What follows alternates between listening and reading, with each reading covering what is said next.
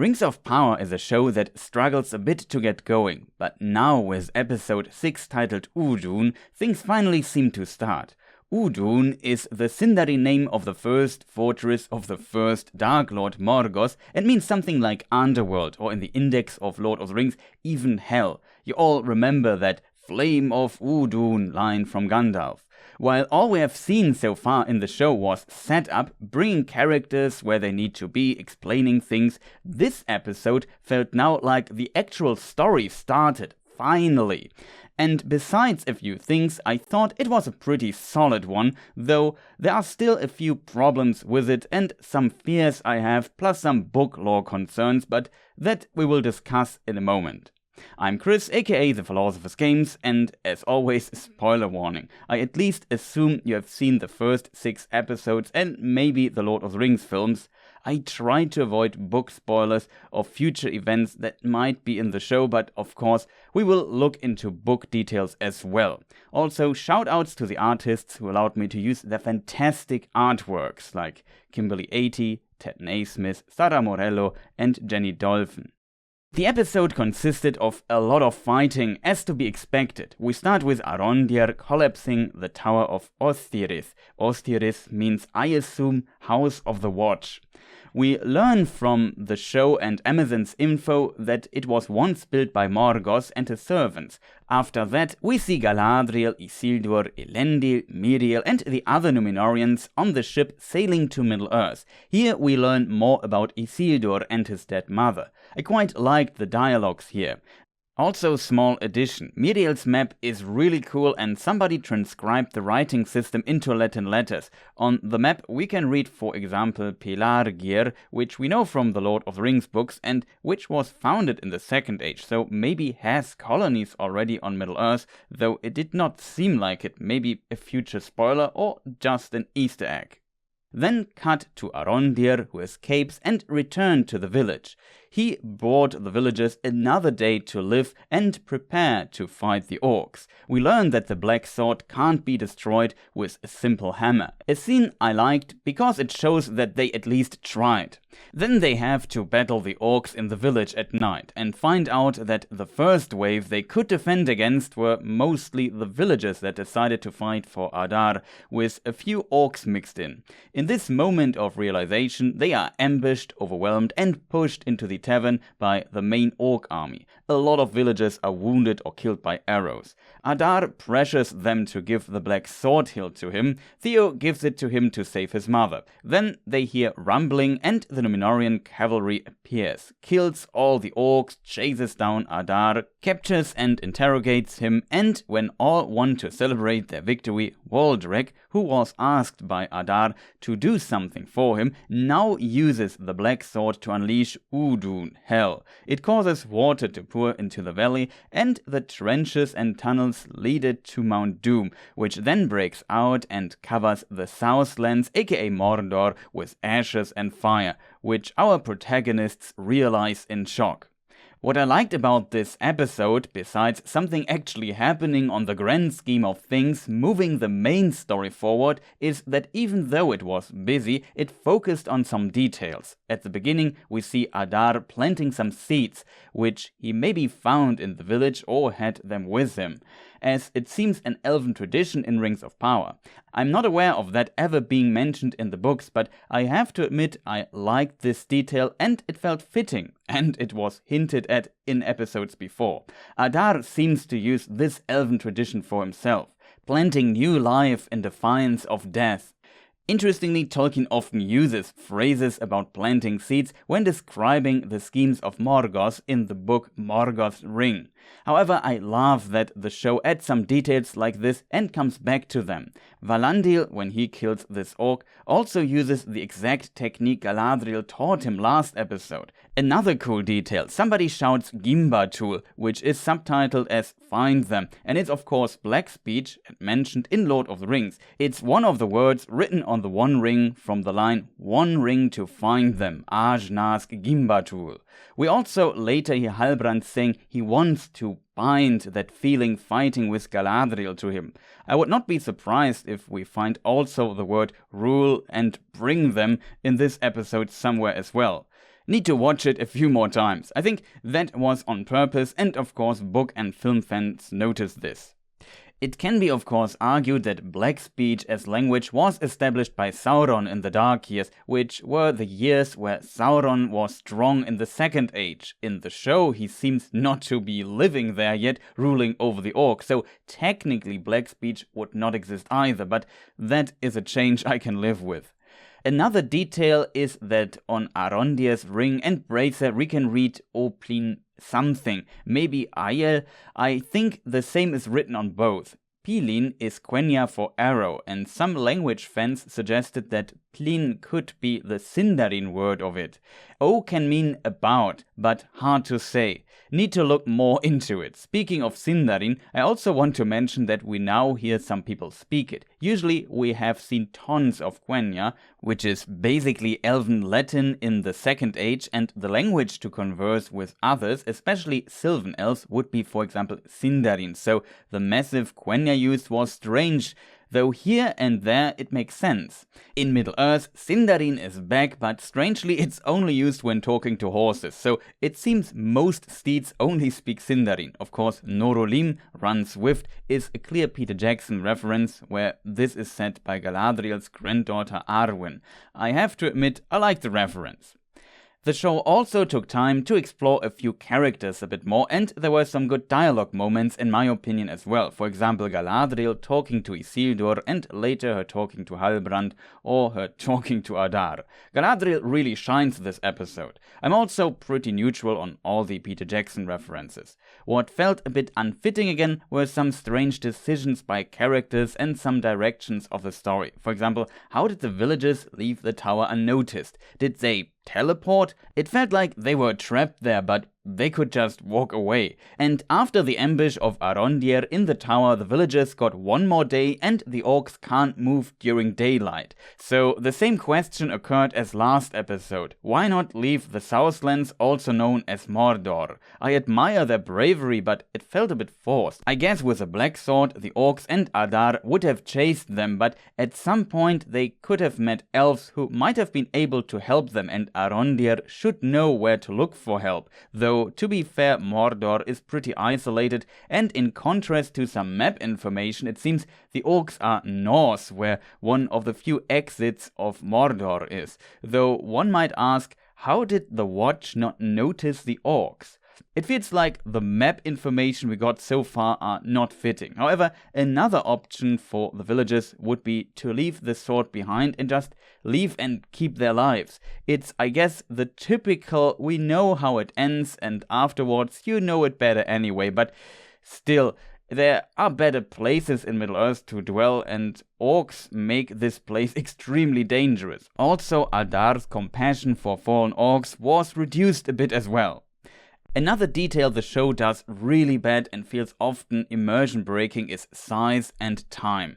The village Tir Harad always felt very small with just a few people in it. Last episode they split in half, and during the battle in the village a lot of the remaining villagers were killed, and all probably fit into the tavern, of whom also a few were killed. Then later when they celebrate, it seems the villager count has regenerated. I guess the COVID pandemic could be an explanation for this. When it comes to time, it felt again it conveniently switched to daytime while Adar was pressuring Arondir to give him the sword inside the tavern. At least they hinted at how Theo saw where Arondir hid it. Though at the beginning of the show in episode 1, Arondir could overhear a conversation inside the tavern while still being outside of it. I assume due to being an elf, which I like, but of course it makes it a bit strange when Theo can sneak up to him.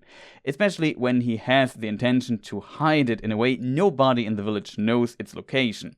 That was of course a setup so Theo could save his mother later. Not very elegant, but I guess it was okay. This time around they at least hinted at what might have happened off screen when they don't fully show it. Not surprise, the other elves from the Watch all got captured by the orcs off screen. Even that Adar gives the sword to Waldreg is hinted at when he asks him a favor. Him murdering Rowan last episode makes in this context a lot of sense, because this way Adar knew that Waldreg is 100% devoted and he can be trusted taking the sword. But yes, the daytime change was, in my opinion, a pretty hard cut. It was really dark outside when Adar entered, and maybe they could have slightly hinted at the sunrise somewhere. If you look at the scenes, dark outside, we see torchlight, he leaves the tavern, it's not dark anymore. The whole battle did not feel like it took all night. Though I liked how the rumble of the hoofs can be heard and even this water barrel is shaking. Then Numenor comes and saves the day, which we knew would happen.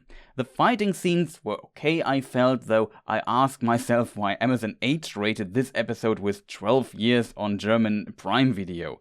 The scene with the eye was pretty brutal and I felt a bit too much. The episode was directed by Charlotte Brennström, that means new director, which might have to do with that. So far we have only seen very little fighting, and that was also quite intense, but it was not fully on the level of this episode. Definitely not a show for younger children.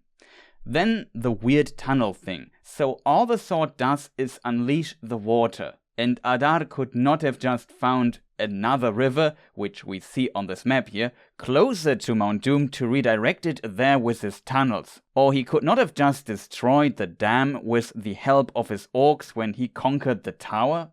I expected some dark sorcery of Morgoth is unleashed to activate Mount Doom, which was also once created by the first Dark Lord Morgoth, but all it does is an Indiana Jones-like mechanism to unleash the water. I have to admit I was kind of underwhelmed, and if that was the payoff of all the digging, it really felt forced. A scene I liked in that was captured Adar lying on the ground to listen to the water flowing beneath him, and then the camera pans below the earth. I have to admit that was a pretty cool shot.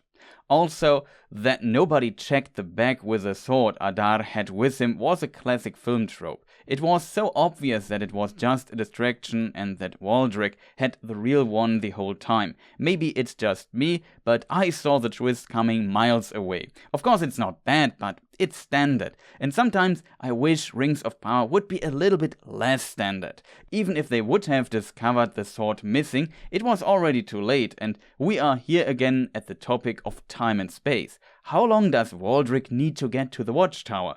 The fighting is completed, the corpses are gone, the heavily wounded Bronwyn can walk around already. They even had time to get some tables out and prepare a feast while they were starving a few episodes ago. Of course, maybe the Numenorians had supplies with them, but it felt more like a few days passed, and we know Arondir could make his way from the tower to the village in a few hours. Waldrick is for sure slower, but it gives you again the feeling of time being bent as the writers needed, and it destroys the immersion a bit. It's not a big deal, but those little things always add up in each episode. Of course, that sounds all pretty negative. I would still say it was a solid episode again, but no 10 out of 10 material. What saved the episode and makes me a bit positive is that Galadriel works very well in this episode. I guess fighting is where she shines in Rings of Power, but she also made some character development. As mentioned, I liked how she talks to Isildur. Also, he says, "Keen are the eyes of the elves to her," which is what Aragorn says to Legolas in the Lord of the Rings book. I was pretty much sold after that line. When Elendil tells Galadriel that his wife drowned, we go also full circle again to the whole ship and stone and wears up and wears down in the water thematic, I guess. Later, when Galadriel tells Adar that he would leave him alive and kill all other orcs and him last, plays on this and what is said last episode further. She really touched the darkness. There Galadriel said that she believes that her companions of the expedition, Gil-galad and even Elrond, could not distinguish her anymore from the evil she was fighting.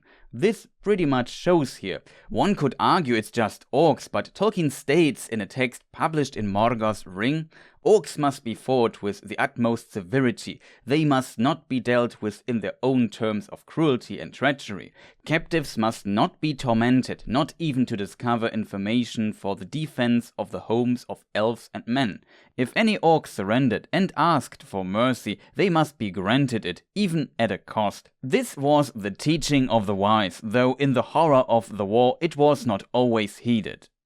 I think that might be the lesson Galadriel has to learn, and she maybe realizes this when Adar says that also she was transformed by darkness. At the end of the episode, she realizes that she has failed, and it was again outside her reach to change the outcome.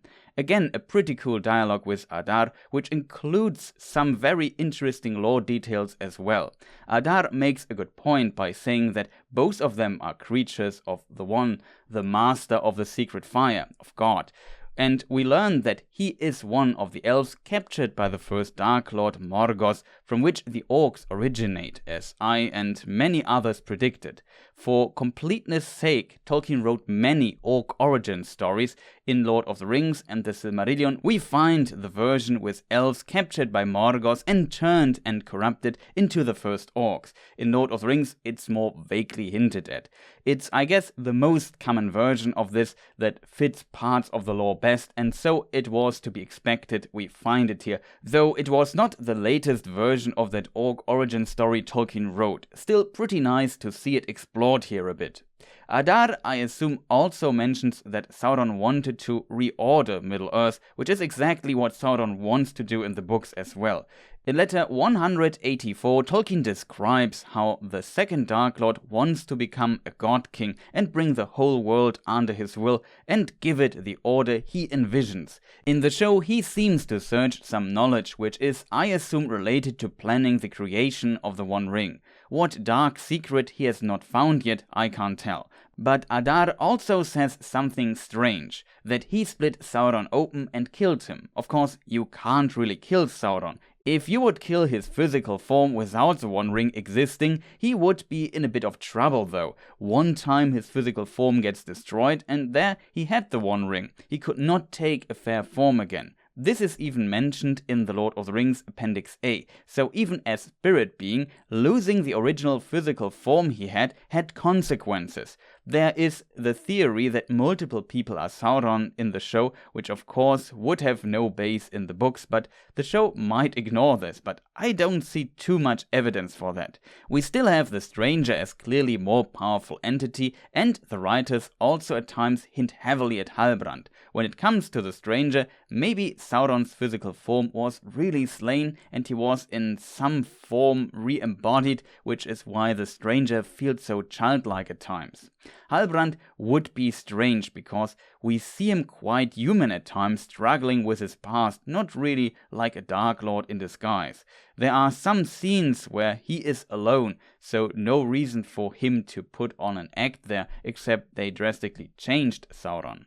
But of course, it could still be possible. Some other scenes hint quite strongly at this. Hail the true king of the Southlands, aka Mordor. He says to Adar, "Do you remember me?" And later Adar again asks who he is. He probably does not recognize him due to his disguise. All of that could be a red herring, but the actor sells his scenes so well, with always giving the impression of something being not right with this guy.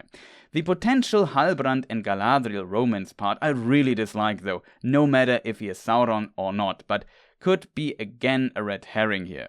They both speak about their past that haunts them and how with each other's help in fighting the enemy they could feel somewhat free from that. That feeling both want to keep. It can be seen as a dramatic twist that this is not achieved at all when the Southlands turn into the hellish place we know, and we see Galadriel realizing this when she sees the cloud of smoke and fire coming at her.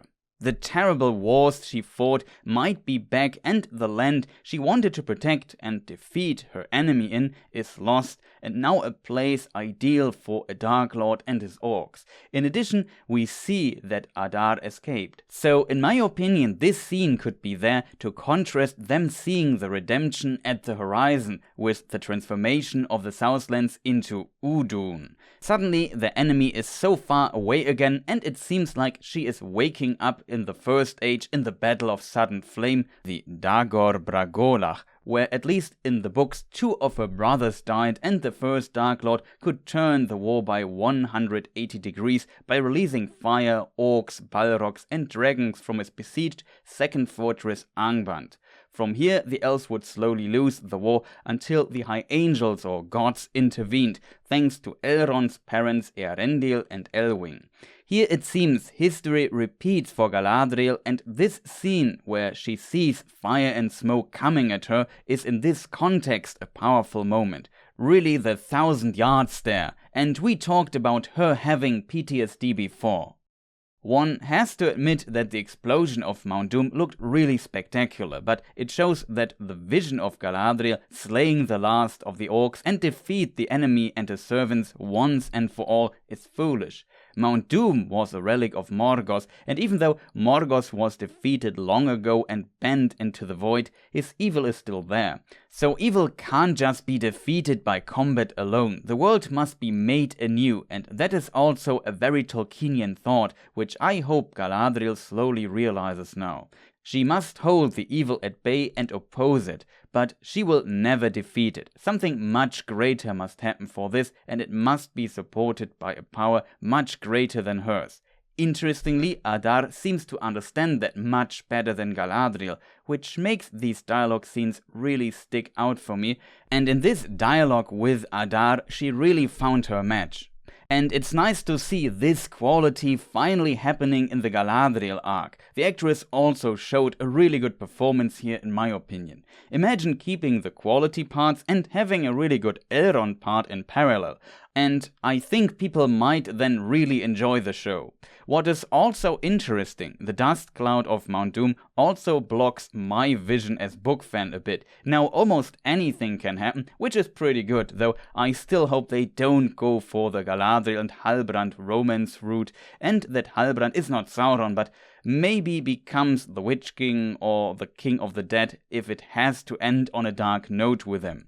Of course, much more could have been said about this episode, but that is probably something we will look into in my analysis stream later. It also will be available as VOD and linked in the description. I have to admit, I'm pretty hooked. Thank you for watching. I hope you enjoyed this video. Don't forget to press the like button if you liked it, leave a comment and tell me how you liked the episode, or even subscribe if you haven't yet. Maybe check out my other videos, especially my classic lore videos covering Tolkien's books in a lot of detail. And if you really enjoyed it, maybe even recommend me to other Tolkien fans you know. Also, sorry for the audio quality, was a bit in a hurry today. As said, next will be an analysis stream and a watch party of episode 6. In addition, I want to watch the episodes 3 to 6 on my Twitch channel as well. There might be more analysis videos here and maybe one on the German channel too. Wednesday or Thursday will be most likely another roundtable stream where I discuss the current episode with some other Tolkien creators and friends. Maybe check out the previous episodes if you haven't. So far I had some awesome guests like some of the Fellowship of Fans people, Nerd of the Rings, Men of the West, Geek Zone, Voice of Geekdom and many more. So lots of content available and coming up. When the show is over, I of course will slowly return to classic book lore content. Also, shoutouts to my supporters and the artists. Again, thank you for watching and goodbye.